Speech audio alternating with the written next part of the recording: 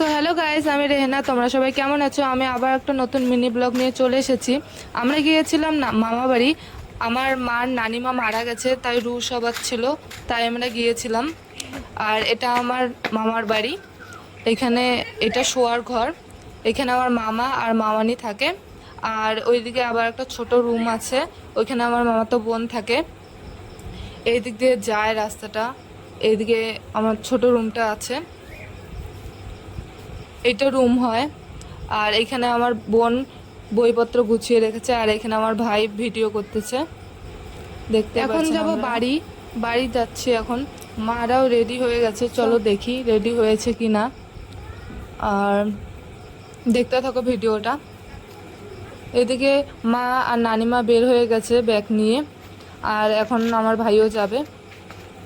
চলো, এই যে মা রেডি হয়ে গেছে, ওইদিকে পিছনে নানিমা, আর এদিকে যাচ্ছে, এদিকে রাস্তাটা মেন গেট এদিকে। চলো দেখাচ্ছি তো আপনাদেরকে। আর বাড়ির সামনে একটা মসজিদ আছে, দেখাচ্ছি আপনাদেরকে। এইটা মসজিদ,